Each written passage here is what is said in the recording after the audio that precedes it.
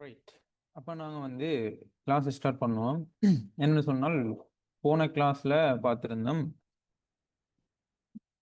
2.9ல விலைசார் நிரம்பல் நிகழ்ச்சிண்டா என்ன, இந்த நிரம்பல் நிகழ்ச்சியை கணிப்பிடக்கூடிய முறைகள் ரெண்டு இருக்குது, புள்ளி நிகழ்ச்சி வில் நிகழ்ச்சின்னு சொல்லி அது சம்பந்தமா கிளியரா பார்த்துருந்தோம். சரி, அதனை தொடர்ச்சியாக இந்த விலைசார் நிரம்பல் நிகழ்ச்சியின் வகைகள் சம்பந்தமா பார்ப்போம். கொஞ்சம் வெயிட் பண்ணுங்க. பாங்க முடியட்டும், பாங்க முடிஞ்சு ஸ்டார்ட் பண்ணுங்க.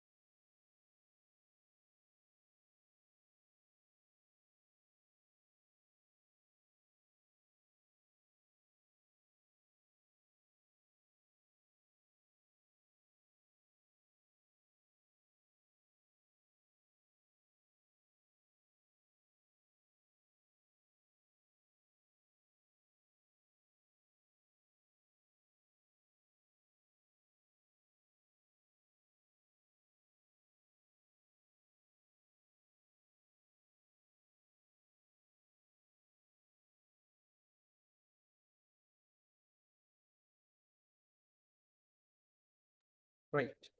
அப்ப நாங்க கிளாஸ் ஸ்டார்ட் பண்ணுவோம். என்னன்னு சொன்னால், இதுல பார்க்க வேண்டிய விஷயம், இப்ப தொடர்ச்சியா நாங்க பார்க்க வேண்டிய விஷயம், இந்த விலைசார் நிரம்பல் நிகழ்ச்சியின் வகைகள். விலைசார் நிரம்பல் நெகிழ்ச்சியின் வகைகள். ரைட். இப்ப எனக்கு சொல்லணும், ரிம்னா உங்களுக்கு நான் யூனிட் 2 அவ்வளோ நோட்ஸும் போட்டிருந்தேன் தானே குரூப்ல.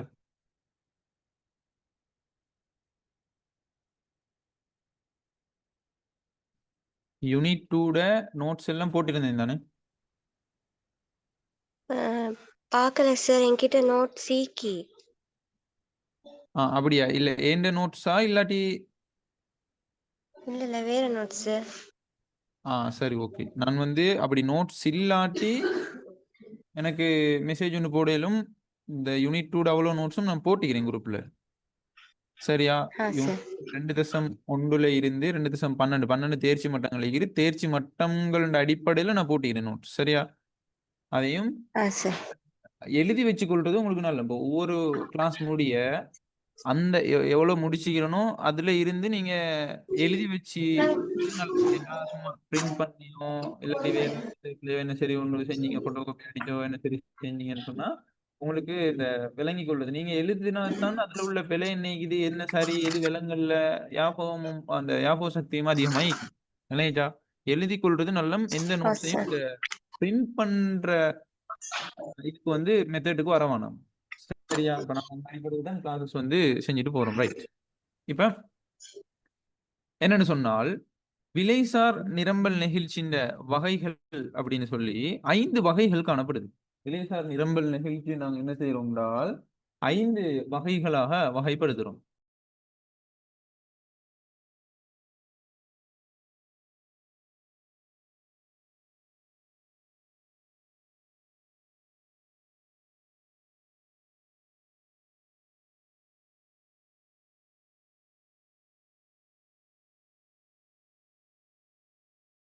ரைட். அப்ப விலைசார் நிரம்பல் நெகிழ்ச்சியை நாங்க என்ன செய்றோம்?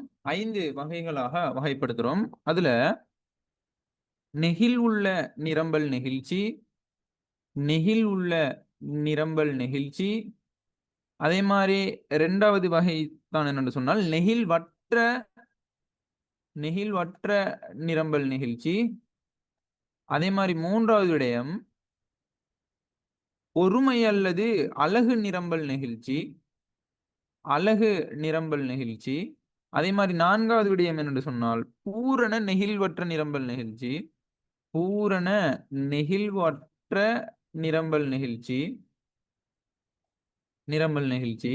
அதே மாரி 5வது விடயம் என்னென்று சொன்னால் பூரண நெகிழ்வுள்ள நிரம்பல் நெகிழ்ச்சி. பூரண நெகிழ்வு உள்ள நிரம்பல் நெகிழ்ச்சி. இப்படியாக நாங்க என்ன செய்வோம் அப்படின்னு சொன்னால், இந்த விலைசார் நிரம்பல் நெகிழ்ச்சிய நாங்க 5 வகைகளாக வகைப்படுத்துவோம். சரியா? அப்ப நெகிழ்வுள்ள நிரம்பல் நெகிழ்ச்சிய வந்து ஒன்றுக்கு ஒன்றுக்கு கூடிய அப்படின்னு சொல்லலாம். ஒன்றுக்கு கூடிய விலைசார் நிரம்பல் நெகிழ்ச்சி. நெகிழ்வற்ற நிரம்பல் நெகிழ்ச்சிய வந்து ஒன்றுக்கு குறைந்த நிரம்பல் நெகிழ்ச்சின்னு சொல்லலாம். அதே மாரி அலகு அல்லது ஒருமை நிரம்பல் நிகழ்ச்சிய வந்து ஒன்றுக்கு சமனானது அப்படின்னு சொல்லலாம். சமனானது.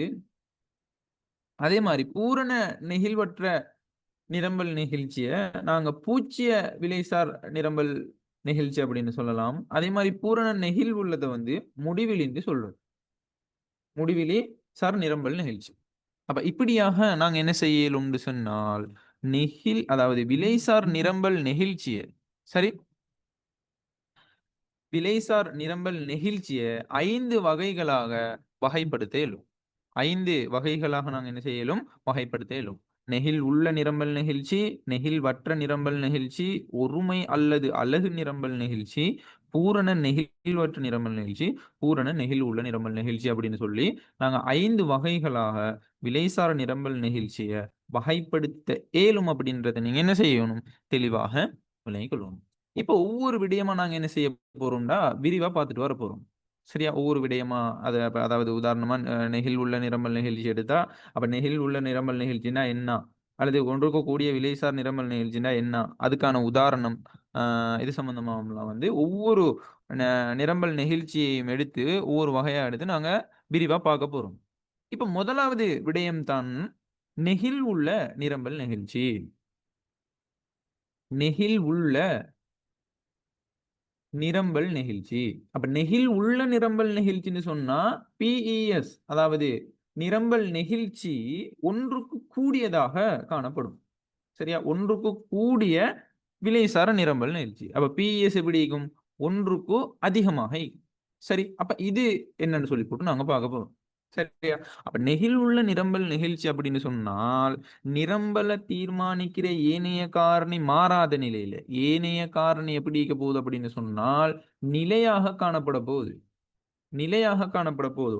அப்ப ஏனைய காரணிகள் நிலையாக காணப்படுற சந்தர்ப்பத்துல, அல்லது நிரம்பல தீர்மானிக்கிற ஏனைய காரணிகள் மாறாத நிலையில, குறிப்பிட்ட ஒரு பண்டத்தின் விலையில ஏற்படுகின்ற சதவீத மாற்றம் இருக்கிறதானே, விலையில ஏற்படுகின்ற சதவீத மாற்றத்தை விட அதன் நிரம்பல் தொகையில ஏற்படுகின்ற சதவீத மாற்றம் எப்படி இருக்க போகுது அப்படின்னு சொன்னால் பெரிதாக காணப்படும். பெரிதாக காணப்படும். விளங்குச்சா சொல்றது? அப்ப இந்த குறியீட பெருசுக்கு வந்து இந்த குறியீட வந்து நாங்க காட்டுவோம். சரியா? அப்ப நல்லா விளங்கிக் கொள்ளணும். என்ன கேஸ்ன்னு சொன்னா, நெகிழ் உள்ள நிரம்பல் நெகிழ்ச்சி என்று சொன்னா என்னண்டா, தெளிவாக விளங்கிக் கொள்ளணும். நிரம்பல தீர்மானிக்கிற ஏனைய காரணி எப்படி இருக்க போது? நிலையாக காணப்பட போகுது. அப்படி நிலையாக காணப்படுற சந்தர்ப்பத்துல, மாற்றமடையாத நிலையில, மாறாத நிலையில, ஒரு குறிப்பிட்ட ஒரு பண்டத்தின் விலையில ஏற்படுகின்ற சதவீத மாற்றத்தை விட விட அதிண்ட நிரம்பல் தொகையில ஏற்படுகின்ற சதவீத மாற்றம் எப்படி இருக்க போகுது அப்படின்னு சொன்னால் பெரிதாக காணப்படும். பெரிதாக காணப்படும். அப்படி பெரிதாக காணப்பட்டுச்சு அப்படின்னு சொன்னா அதைத்தான் நாங்க என்ன சொல்லுவோம்? என்ன சொல்லுவோம்? நெகிழ்ச்சி உள்ள நிரம்பல். என்ன சொல்றது? அல்லது நெகிழ் உள்ள நிரம்பல் நெகிழ்ச்சி அப்படின்னு சொல்லுவோம். சரியா? அதை வந்து நீங்க என்ன செய்யணும்? தெளிவாக விளங்கிக் கொள்ளும். ஆல்ரைட். இப்ப இங்கு இந்த நிரம்பல் நெகிழ்ச்சின்ற குணகம் இந்த நிரம்பல் நெகிழ்ச்சின்ற குணகம் எப்படி இருக்கும்னு சொன்னா ஒன்றை விட அதிகமா தான் இருக்கும். விளைஞ்ச சொல்றது 5, 1.2, 1.7 அப்ப ஒன்றை விட அதிகமா தானே இருக்க போகுது. விளைஞ்ச சொல்றது அப்ப நெகிழ் உள்ள நிரம்பல் வந்து பொதுவாக கைத்தொழில் பண்ணங்களுக்கு தான் காணப்பட போகுது. என்ன பண்ணங்களுக்கு காணப்பட போகுது? கைத்தொழில் பண்ணங்களுக்கு காணப்படும். அதையும் வந்து நீங்க என்ன செய்யணும்? நோட் பண்ணிக்கொள்ளும். சரி. இப்ப அடுத்தது இந்த நிலைக்குத்தச்ச விலையச்ச வெட்டிச் செல்கின்ற சகல நிரம்பல் கோடுகளிலையும் வந்து என்ன செய்யும் அப்படின்னு சொன்னா ஒன்றுக்கு கூடிய நிரம்பல் நெகிழ்ச்சியே காணப்படும். விளைஞ்சா உதாரணமா இந்த விலையச்ச வெட்டி செல்லுதான் இப்படி விலையச்ச இப்படி வெட்டி செல்ற நிரம்பல் கோடி இருந்தால் இது எல்லாமே வந்து எப்படியான நிரம்பல் நெகிழ்ச்சி இந்த கோடுகளுக்கு காணப்படும்? ஒன்றுக்கு அதிகமாக இருக்குமா? ஒன்றுக்கு குறைவாக காணப்படுமா? ஒன்றுக்கு அதிகமா. ஒன்றுக்கு அதிகமாக காணப்படும். அப்ப நிரம்பல் கோடு விலையச்ச வெட்டி சென்று சொன்னா இப்ப நீங்க அதுல இருந்து விலகிக் கொள்ளணும். அதுண்ட நிரம்பல் நெகிழ்ச்சி குணகம் வந்து எப்படி இருக்க போகுது? எப்படி இருக்க போகுது? ஒன்றை விட அதிகமாயிக்கும். ஒன்றை விட அதிகமா இருக்க போகுது. ஒன்றை விட அதிகமா இருக்க போகுது அப்படின்னு தான் கருத்து. சரி. இப்ப நாங்க விஷயத்துக்குள்ள வாரம். இந்த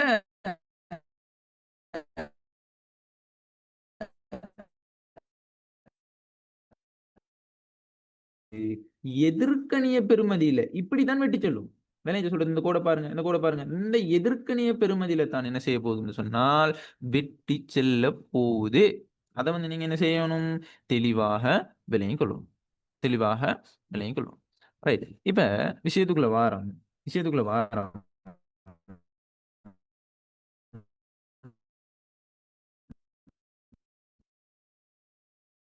ஒன்றை கொண்டதாக காணப்படுற ஒரு உதாரணம் ஒன்றின் மூலமா நாங்க என்ன செய்யலும்? விலை கேளும். இப்ப உதாரணமா நாங்க எடுத்துக்கொண்டா இதுல விலை நிரம்பல் தொகை விலை வந்து 10 ரூபாயில இருந்து 12 ரூபாயா அதிகரிக்குது. அதே மாதிரி நிரம்பல் தொகை 100ல இருந்து 200ஆக அதிகரிக்குது. இப்ப நீங்க இதுல சொல்லுங்க பார்ப்போம். விலை மாற்ற வீதத்தை விட தொகை மாற்ற வீதம் அதிகமாகிறதா இல்லையா?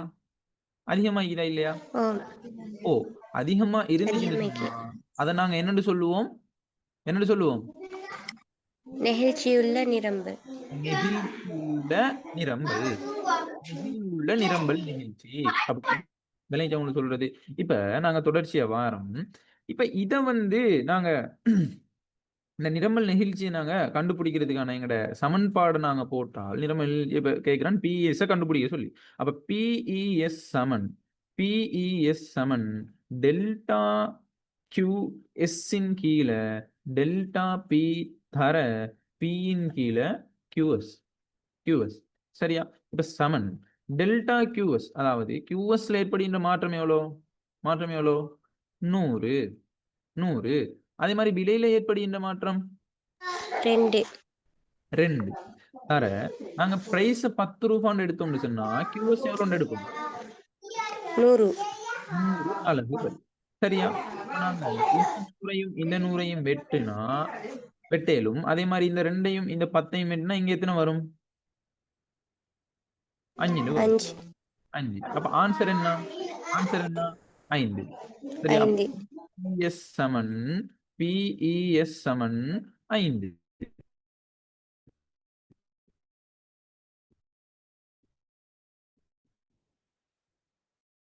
அஞ்சு ஒன்றை விட அதிகம் தானே 5 இல்லையா?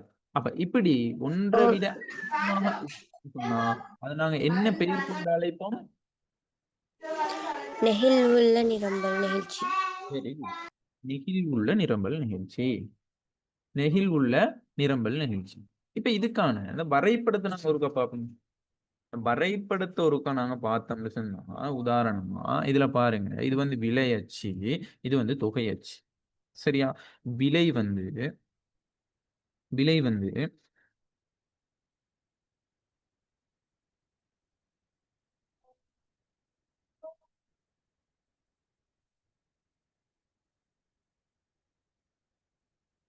₹10 ஆகிற டைம்ல விலை 100, ₹20 ஆகிற டைம்ல 10 ரூபாய்க்கிற டைம்ல தொகை வந்து நிரம்பல் தொகை 100. அதே மாதிரி ₹12 விலைகிற டைம்ல நிரம்பல் தொகை 200. சரியா? சரியா வரைபடத்தை வரைஞ்சீங்கன்னு சொன்னா வரும்.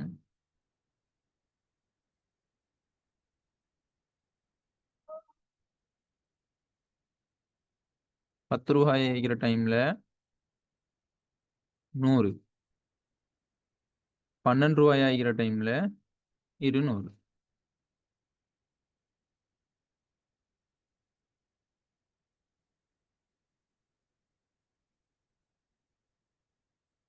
சரியா? இப்படித்தான் வரும் கோடு. சரியா? இந்த வரைபடத்தை நீங்க போட்டீங்கன்னு சொன்னால், புள்ளிகளை சரியா குறிச்சீங்கன்னு சொன்னா இப்படித்தான் உங்களுக்கு வரும். அப்ப எந்த அச்சினூடாக வெற்றி செல்ல போகுது அப்படின்னு சொன்னால், விலை அச்சினூடாக அல்லது நிலை குத்து அச்சு அப்படின்னு சொல்றது. இந்த அச்சுக்கு நாங்க என்ன சொல்லுவோம்? விலை அச்சுன்னு சொல்லுவோம் அல்லது நிலை குத்து அச்சு அப்படின்னு சொல்லுவோம். இந்த அச்சுல இருந்து தான் போகுது. எப்படியாக காணப்பட்ட டைம், அதாவது அதாவது கைத்தொழில் பண்ணங்களுக்கு தான் அதிகமாக காணப்படும். ஒன்றை விட அதிகமாக நிரம்பல் நிகழ்ச்சி காணப்பட்டுச்சு அப்படின்னு சொன்னா அந்த நிரம்பல் நிகழ்ச்சியின் கோடு வந்து எந்த அச்சியை வெட்டி செல்லும்? விலை அச்சு. விலை அச்சை வெட்டி செல்லும். அதை வந்து நீங்க என்ன செய்யணும்? தெளிவாக விளங்கிக் கொள்ளணும். சரியா? அப்ப விலையச்சை வெட்டி சென்றுச்சுன்னு சொன்னா அதுக்கு நாங்க என்ன பெயர் கொண்டு அழைப்போம்?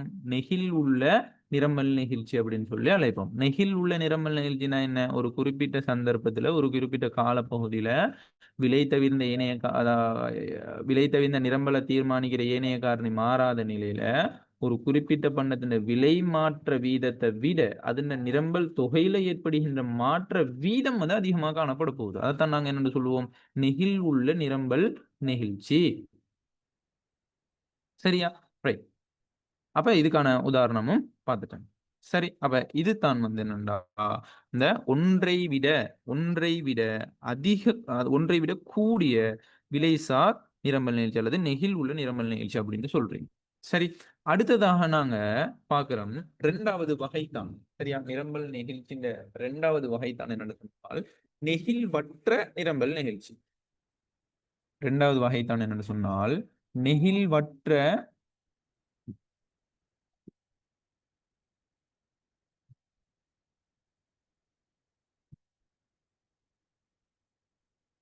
நிரம்பல் நிகழ்ச்சி.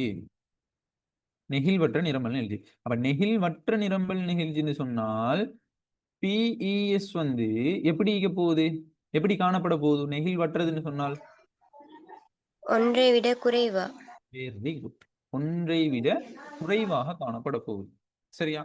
அப்ப ஒன்றை விட குறைவானது. சரியா? அதாவது விலைசார் நிரம்பல் நிகழ்ச்சி ஒன்றை விட குறைவானதாக காணப்படும். அதுக்கு தான் நாங்க என்ன சொல்லுவோம்? நெகிழ்வற்ற நிரம்பல் நிகழ்ச்சி அப்படின்னு சொல்லுவோம். அப்ப நெகிழ்வற்ற நிரம்பல் நிகழ்ச்சி அப்படின்னு சொன்னா என்னன்றதை முதல்ல நிகழும். அப்ப நெகிழ்வுள்ள நிரம்பல் நிகழ்ச்சிக்கு எதிர்மாறான கருத்தை வந்து குறித்து நிக்க போகுது. இப்ப நான் அப்படின்னு சொன்னா எதிர்மாறான கருத்து அப்படின்னு சொன்னா சிம்பிளா நீங்க விளங்கிக் கொள்ளணும். அதே மெத்தட் தான் எதிர்மாறான கருத்து. இப்ப என்ன? குறிப்பிட்ட ஒரு சந்தர்ப்பத்துல நிரம்பலை தீர்மானிக்கிற ஏனைய காரணி மாறாத நிலையில விலையில ஏற்படுகின்ற சதவீத மாற்றத்தை விட அதன் நிரம்பல் தொகையில ஏற்படுகின்ற சதவீத மாற்றம் பெரிதாக காணப்படுமா சிறிதாக காணப்படுமா? சிறிதாக. Very good. சிறிதாக காணப்படும். அதாவது விலையில ஏற்படுகின்ற சதவீத மாற்றத்தை விட அதன் தொகையில ஏற்படுகின்ற நிரம்பல் தொகையில ஏற்படுகின்ற சதவீத மாற்றம் எப்படி இருக்க போகுது? சிறிதாக காணப்பட போகுது. சிறிதாக காணப்பட போகுது. இதைத்தான் நாங்க என்னன்னு சொல்லுவோம்டா, சிறிதாக காணப்பட போகுது. இதைத்தான் நாங்க என்னன்னு சொல்லுவோம்டா, நெகிழ்ச்சியற்ற நிரம்பல், நெகிழ்வற்ற நிரம்பல் நெகிழ்ச்சி, ஒன்றை விட குறைந்த நிரம்பல் நெகிழ்ச்சி அப்படின்னு சொல்லுவோம். நினைஞ்ச ஒன்று சொல்றது நல்ல தெளிவா கிளியரா, அதுதான் நான் அவ்வளோ ஸ்லோவா உங்களுக்கு சொல்லித்தரேன் தேரிய. அதால சரியா விளங்கிக் கொள்ளணும். சரி, இப்ப சரி, நெகிழ்வற்ற நிரம்பல் நெகிழ்ச்சி. அப்ப இது எந்த பொருட்களுக்கு காணப்படும் அப்படின்னு சொன்னா, விவசாய பண்ணங்களுக்கு தான் இது இந்த நெகிழ்வற்ற நிரம்பல் நெகிழ்ச்சி அதிகமாக காணப்படும், விவசாய பண்ணங்களுக்கு. அப்ப இந்த நிர நிரம்பல் நிரம்பல் நெகிழ்ச்சியின் குணகம் ஒன்றை விட குறைவாக, அதே மாதிரி சைபரை விட அதிகமா காணப்படும். ஒன்றை விட குறைவா தான் காணப்படும், ஆனா சைபரை விட அதிகமாயிக்கும். பூஜ்ஜியமாக காணப்படாது. சைபரை விட அதிகமாகவும் மீக்கும், ஒன்றை விட குறைவாகவும் மீக்கும். இதை நல்லா விளங்கிக் கொள்ளணும். சரியா? அப்ப இந்த நிரம்பல் கோடு, சரியா, இந்த நிரம்பல் கோடு, இந்த நெகிழ்வற்ற நிரம்பல் நெகிழ்ச்சி, நிரம்பல் நெகிழ்ச்சிக்கு நிரம்பல் கோடு எப்படி வரும் சொன்னால் நல்லா விளங்கிக் கொள்ளணும். கிடையச்சை வெட்டி செல்கின்ற எந்த ஒரு நிரம்பல் கோடும் ஒன்றை விட குறைந்த நெகிழ்ச்சியை கொண்டது, அல்லது நெகிழ்வற்ற நிரம்பல் நெகிழ்ச்சியை கொண்டது. கிடையச்சு கிடையச்சு அல்லது கிடையச்சுக்கு இன்னொரு பேர் என்ன சொல்லுவோம்? கிடையச்சுக்கு இன்னொரு பேர் என்ன சொல்லுவோம்? தொகையச்சு. சொல்றது. அப்ப தொகையச்சுன்னு சொல்லுவோம். இந்த கிடையச்சு அல்லது தொகையச்ச வெட்டி செல்கின்ற, இப்படி வெட்டி செல்ற, இப்படி வெட்டி செல்ற, இப்படி வெட்டி செல்ற எந்த ஒரு கோடா இருந்தாலும் அத அதன நிரம்பல் நெகிழ்ச்சி எப்படி காணப்பட போகுது? எப்படி காணப்பட போகுது? நிரம்பல் நெகிழ்ச்சி ஒன்றை விட குறைவாகவும் பூஜ்ஜியத்தை விட அதிகமாகவும் காணப்பட போகுது. எஸ், சரியா? அதை நீங்க என்ன செய்யணும்? தெளிவாக விளங்கிக் கொள்ளணும். ரைட். இப்ப வாரம் என்னன்னு சொன்னா, இப்ப இதுக்கு ஒரு உதாரணம் ஒன்று எடுப்போம். சரியா? இதுக்கு நாங்க என்ன செய்ய போறோம்? ஒரு எக்ஸாம்பிள் ஒன்று பார்க்க போறோம். இப்ப விலை நிரம்பல் தொகை, விலை நிரம்பல் தொகை, விலை 10 ரூபாயில இருந்து 20 ரூபாயா அதிகரிக்குது. நிரம்பல் தொகை 100 ரூபாயில இருந்து 125 ரூபாயா அதிகரிக்குது. இப்ப இதுல விளங்கிக் கொள்ளணும், சதவீதத்தை தான் பார்க்கணும். சதவீத மாற்றத்தை தான் பார்க்கணும். விலையில ஏற்படுகின்ற சதவீத மாற்றத்தை விட நிரம்பல் தொகையில ஏற்படுகின்ற சதவீத மாற்றம் எப்படி இருக்க போகுது? எப்படி இருக்குது? இதுல குறைவாக காணப்படுது. இப்ப இதுல 10 ரூபாயில இருந்து 20 ரூபாய் அதிகரிக்குதுன்னு சொன்ன அரைவாசி அதிகரிச்சா இதுவும் அரைவாசி தான் அதிகரிக்கணும். அதாவது 10ல இருந்து 20ண்டா 100ல இருந்து 200 தான் அதிகரிக்கும். ஆனா அதிகரிக்கிற வீதம் எப்படி இருக்குது? நிரம்பல் தொகையில குறைவாய்க்கு வீதம் அப்படின்னு சொல்ல. நீங்க சில பேர் யோசிப்பாங்க, நல்லா அந்த வீதம் சொல்றத விலை கொள்ளாத ஆக்கள் யோசிப்பாங்க எப்படின்னா, 10 ரூபாயில இருந்து 20 ரூபான்னு சொன்னா இது 100 அலகுகள் தானே, 100 அலகுகள்ல இருந்து 125 அலகு ஆகுது, அப்ப இது தானே அதிகமா அப்படி இல்லை. அப்படி யோசிக்கக்கூடாது. வீதத்தை தான் நாங்க பார்க்கணும். 10 ரூபாயில இருந்து 20 ரூபாயா தான் 20 ரூபாயா அதிகரிக்கிற டைம்ல 100 ரூபாயில இருந்து 200 ரூபாய் தானே அதிகரிக்கணும். விளைஞ்ச சொல்றது 2 மடங்கு, ஒரு மடங்கா அதிகரிக்கணும். 10ல இருந்து 20ன்னா இப்ப 100ல இருந்து 200 தானே, அப்ப 125 தானே, அதன் வீதம் அப்படின்னு சொல்றது. விளைஞ்சா அப்ப இந்த அதிகரிக்கிற வீதம் எப்படி இருக்குது? குறைவாகுது. அதான் நாங்க என்னன்னு சொல்றோம்? நெகிழ்வற்ற நிரம்பல் நெகிழ்ச்சி அப்படின்னு சொல்றோம். விளைஞ்சா நல்லா தெளிவா ஒவ்வொரு விஷயத்தையும் ஒரு கிளியரா சொல்லித்தாரேன். என்ன சரி டவுட்னு சொன்னா உடனே கேட்டுக்கொள்ளணும். சரியா? அப்ப இதுதான் நாங்க வீதம் அப்படின்னு சொல்றது. அந்த வீதம் அப்படி எப்படி இருக்குதுன்னு சொன்னா, விலை அதிகரிக்கிற வீதத்தை, விலை மாற்ற வீதத்தை விட தொகை மாற்ற வீதம் குறைவாகிறது. அப்படி குறைவாக இருக்கிறத தான் நாங்க என்ன சொல்றோம்டா, நெகிழ்வற்ற நிரம்பல் நெகிழ்ச்சி அப்படின்னு சொல்றோம். நெகிழ்வற்ற நிரம்பல் நெகிழ்ச்சி அப்படின்னு சொல்றோம். இப்ப இந்த நெகிழ்வற்ற நிரம்பல் நெகிழ்ச்சி இந்த அடிப்படையில ஒரு டேபிள் ஒன்று தந்துட்டு இதுல கேட்கிறான், பிஇஎஸ் கண்டுபிடிங்க, பிஇஎஸ் கண்டுபிடிங்கன்னு சொல்லி கேட்கணும். அப்ப பிஇஎஸ் நாங்க கண்டுபிடிக்கிறதா இருந்தா அந்த பிஇஎஸ்க்கான சமன்பாடு என்ன? எங்கட பிஇஎஸ் சமன் டெல்டா, சொல்லுங்க, டெல்டா QS இன் கீழ டெல்டா பி டெல்டா பி தர பி இன் கீழ QS. அப்ப இங்க சொல்லுங்க பாப்போம், QS அதாவது டெல்டா QS எவ்வளோ? 25. 25. அதே மாதிரி டெல்டா பி 10.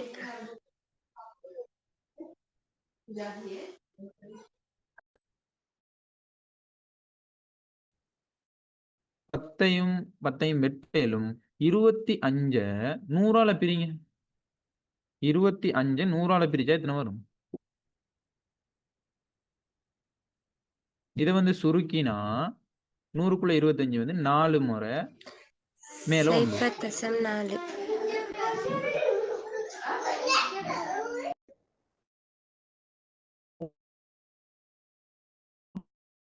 25ன்னு சொல்லி ஆன்சர் வரும். விளைஞ்சா அப்ப 1 விட குறைவாய்க்குது, 0 விட அதிகமாய்க்குது. அப்ப இதைத்தான் நாங்க என்ன சொல்றோம் என்றால் நெகிழ்வற்ற நிரம்பல் நெகிழ்ச்சி. நெகிழ்வற்ற நிரம்பல் நெகிழ்ச்சி. அப்ப இதுல இப்படிதான் கோடு வரும். இப்ப விலை வந்து 10 ஆகிற டைம்ல அதன நிரம்பல் தொகை வந்து எப்படி இருக்கும்னு சொன்னால் 100. அதே மாதிரி விலை வந்து 20 ஆகிற டைம்ல அதன நிரம்பல் தொகை எப்படி இருக்கும்னு சொன்னால் 125 வரும். விளைஞ்சா இதுதான் இதன் நிரம்பல் கோடு. இப்படித்தான் கோடு வரும். சரியா? அதை வந்து நீங்க என்ன செய்யணும்? தெளிவாக விளங்கிக் கொள்ளணும். இதுதான் நெகிழ்வற்ற நிரம்பல் நிகழ்ச்சி. நெகிழ்வற்ற நிரம்பல் நிகழ்ச்சியை திருப்பி ஒரு சொல்றேன்னு கேட்டுக்கோங்க. நெகிழ்வற்ற நிரம்பல் நிகழ்ச்சின்னு சொன்னால் விலைசார் நிரம்பல் நிரம்பல் நெகிழ்ச்சின்ற வகையில ஒன்றுதான் நெகிழ்வற்ற நிரம்பல் நிகழ்ச்சி. இப்ப நெகிழ்வற்ற நிரம்பல் நிகழ்ச்சிக்கு இன்னொரு பெயர் கொண்டு அழைக்கலாம் என்னன்னு சொன்னால் ஒன்றை விட குறைந்த நிரம்பல் நிகழ்ச்சி. இந்த ஒன்றை விட குறைந்த நிரம்பல் நிகழ்ச்சி அப்படின்றால் நிரம்பலை தீர்மானிக்கிற காரணிகள் ஏனைய காரணிகள் மாறாத நிலையில விலை தவிர்ந்த ஏனைய காரணினா விலை தவிர்ந்த விலை இல்லாம நாங்க ஏனைய காரணியை சொல்றோம். ஏனைய காரணி மாறாத நிலையில நிலையாக காணப்படுற சந்தர்ப்பத்துல விலையில ஏற்படுகின்ற சதவீத மாற்றத்தை விட அதன் நிரம்பல் தொகையில ஏற்படுகின்ற சதவீத மாற்றம் எப்படி இருக்க போகுது என்றால் சிறியதாக காணப்படும். விளைஞ்ச சொல்றது அப்ப சிறியதாக காணப்படுறதை தான் நாங்க என்ன சொல்லுவோம்? நெகிழ்வற்ற ஒன்றை விட குறைந்த நிரம்பல் நிகழ்ச்சி அப்படின்னு சொல்லுவோம். அப்ப விவசாய பண்ணங்களுக்கு தான் இந்த நிரம்பல் நிகழ்ச்சி காணப்பட போகுது. ஒன்றை விட குறைந்ததாகவும் காணப்படும், 0 விட அதிகமானதாகவும் காணப்படும். இதன் நிரம்பல் நிகழ்ச்சி குணகம். விளைஞ்சா அப்ப இதன் நிரம்பல் நிகழ்ச்சி நிரம்பல் கோடு எப்படி இருக்கும்? கிடையச்ச வெட்டி செல்கின்ற ஒன்றை விட குறைந்த எந்த ஒரு அதாவது கிடையச்ச வெட்டி செல்ற எந்த ஒரு கோட்லையும் என்ன சொல்றது அந்த அதிண்ட நிரம்பல் கோட்லையும் எந்த ஒரு நிரம்பல் கோட்லையும் அதன் நிரம்பல் நெகிழ்ச்சி எப்படி இருந்தால் ஒன்றை விட குறைந்ததாகத்தான் காணப்பட போகுது. அதை நீங்க தெளிவா விளங்கிக்கணும். நிறைய எம்சிக்யூகளுக்கு வந்து இது வந்து தேவைப்பட போகுது. சரியா? அப்ப நல்லா விளங்கிக் கொள்ளணும். நல்லா விளங்கிக் கொள்ளணும். இதுக்கான உதாரணமும் இதுல போட்டுக்கிறேன். இதுக்கான இந்த சமன்பாடு மூலமா எப்படி ஆன்சர் எடுக்கிறது, அதே மாதிரி இதுல வரைபடம் எல்லாம் இதுல கிளியரா தந்திக்குது. சரி, இதுதான் 2வது வகை நெகிழ்வற்ற நிரம்பல் நிகழ்ச்சி. சரியோ? ரைட்.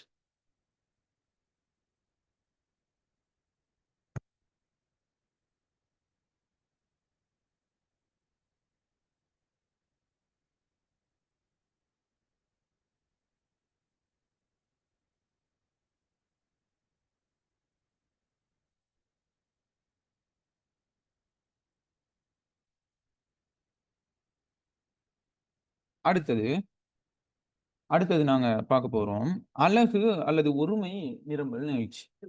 அலகு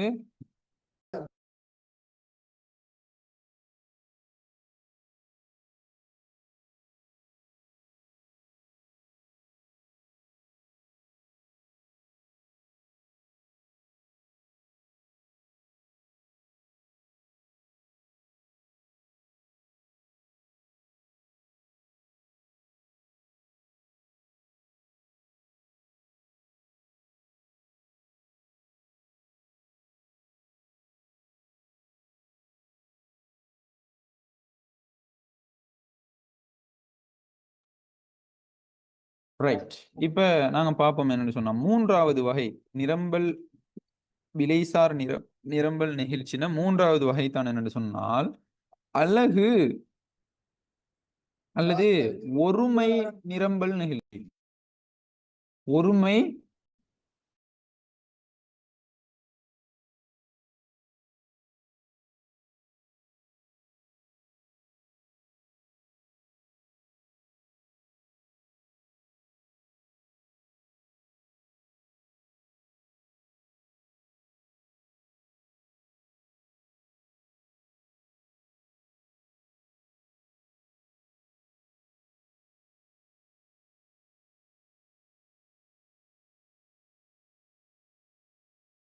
சரி, அலகு அல்லது ஒருமை நிரம்பல் நெகிழ்ச்சி. ஒருமை நிரம்பல் நெகிழ்ச்சி. அப்ப அலகு அல்லது ஒருமை நிரம்பல் நெகிழ்ச்சியில வந்து நாங்க அதுக்கு இன்னொரு பெயர் சொல்லி அழைப்போம். எப்படின்னு சொன்னால் பிஇஎஸ் 1க்கு சமனாது. அதாவது விலைசார் நிரம்பல் நெகிழ்ச்சி குணகம் எப்படி இருக்கும்னு சொன்னால் 1க்கு சமனாக இருக்கும். சரியா? 1க்கு சமனாக காணப்படும். சரி, விலைசார் நிரம்பல் நெகிழ்ச்சி 1க்கு சமனாக காணப்படும். சரி, அப்ப இந்த அலகு அல்லது ஒருமை நிரம்பல் நெகிழ்ச்சி அல்லது பிஇஎஸ் 1க்கு சமனானது அப்படின்னு சொன்னால் என்னென்ற விடயத்தை நீங்க என்ன செய்யணும்? உள்வாங்கிக் கொள்ளணும். சரி, அப்ப நிரம்பல தீர்மானிக்கிற ஏனைய காரணி நிரம்பல நிரம்பல தீர்மானிக்கிற ஏனைய காரணிகள் எப்படி இருக்க போகுது அப்படின்னு சொன்னால் நிலையாக காணப்பட போகுது.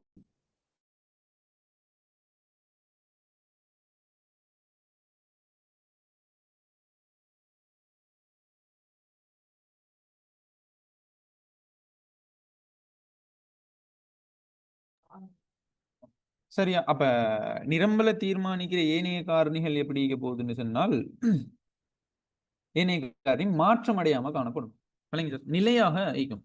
அப்ப நிரம்பல தீர்மானிக்கிற ஏனைய காரணி மாறாத நிலையில ஒரு குறிப்பிட்ட பண்டத்தின் விலை மாற்ற சரியா விலை மாற்ற சதவீதத்திற்கு சமனான சதவீதத்துல அதுண்ட நிரம்பல் தொகை மாற்றம் அடைய போகுது. இல்லைங்க சொல்றது சமனான சதவீதம். சரியா? சமனான உதாரணமா நான் இங்க சொன்னேன் தானே, இங்க சொன்னேன் இப்ப 10 ரூபாயில இருந்து 20 ரூபாய் அதிகரிச்சா அப்ப இங்க வந்து சமனான சதவீதத்துல மாற்றம் அடையணும்னு சொன்னா 100 ரூபாயில இருந்து எவ்வளவு அதிகரிக்கணும்? எத்தனை அழகா 200 அழகாக அதிகரிக்கணும். இல்லைங்க சொல்றது. அதான் நாங்க என்ன சொல்றோம் என்றால் நிரம்பல தீர்மானிக்கிற ஏனைய காரணி மாறாத நிலையில குறிப்பிட்ட பண்டத்தின் விலை மாற்றம் அடையும் வீதத்திற்கு சமனான வீதத்துல என்ன செய்ய போகுதுன்னு சொன்னா நிரம்பல் தொகை மாற்றம் அடைய போகுது. அதைத்தான் நாங்க என்ன சொல்றோம்? என்னன்னு சொல்றோம்? அலகு அல்லது ஒருமை நிரம்பல் நெகிழ்ச்சி. அலகு அல்லது ஒருமை நிரம்பல் நெகிழ்ச்சி அப்படின்னு சொல்றோம். சரி, அப்ப இங்க வந்து இந்த நிரம்பல் நெகிழ்ச்சியின் குணகம் எப்படி இருக்க போகுதுன்னு சொன்னா 1க்கு சமனாக காணப்படும். பிஎஸ் எப்படி இருக்க போகுது? பிஎஸ் எப்படி இருக்க போகுது? 1க்கு சமனாக 1க்கு சமனாக காணப்படும். அப்ப நெகிழ்ச்சி குணகம் எப்படி இருக்கும்னு சொன்னால் 1. அதாவது இதன் நிரம்பல் கோடு இந்த நிரம்பல் கோடு வந்து இந்த மூளை விட்டத்துல இருந்து போகும். விளங்கிட்டா? இந்த மூளை விட்டத்துல இருந்து சரியா இந்த மூலப்புள்ளியில இருந்து இந்த பூச்சியத்துல இருந்து இந்த மூலப்புள்ளியில இருந்து செல்கின்ற எந்த ஒரு நிரம்பல் கோட்டுண்டையும் நிரம்பல் நெகிழ்ச்சி குணகம் எப்படி இருக்கும்? நிரம்பல் நெகிழ்ச்சி குணகம் எப்படி இருக்கும்?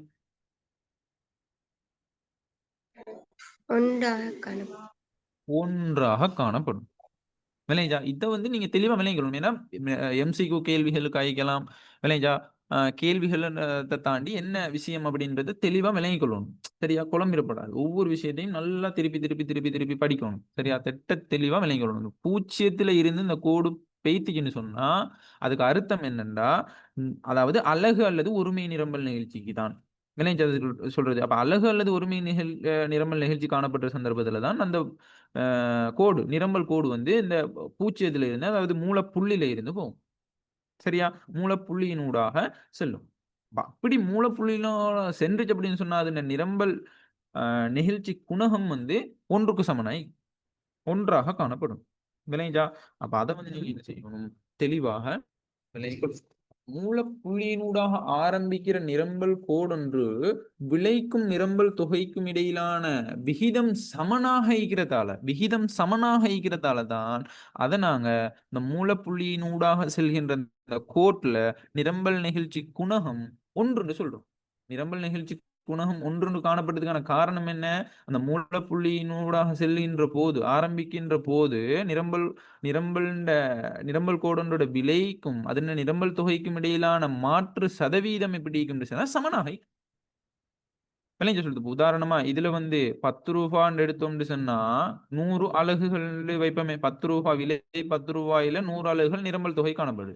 அதே மாரி விலை வந்து ரூ. 20 அதிகரிச்சுன்னு சொன்னா அதுல நிரம்பல் தொகை வந்து 200 இருக்கும். 200 அலகுகளாக காணப்படும். 200 அலகுகளாக காணப்படும். இதுதான் இதோட விளக்கம். சரியா? அப்ப இப்படி காணப்படுற சந்தர்ப்பத்துல PES எப்படி இருக்கும்னு சொன்னால் 1க்கு சமனாய் ஒன்றாக காணப்படும். இப்ப உதாரணமா இதுக்கு ஒரு அட்டவணையை நாங்க உருவாக்குறதா இருந்தா பி QS. இப்ப பிரைஸ் வந்து ரூ. 10 இருந்து ரூ. 20 அதிகரிக்குது. QS வந்து 100 அலகுகள்ல இருந்து 200 அலகுகளாக அதிகரிக்குது.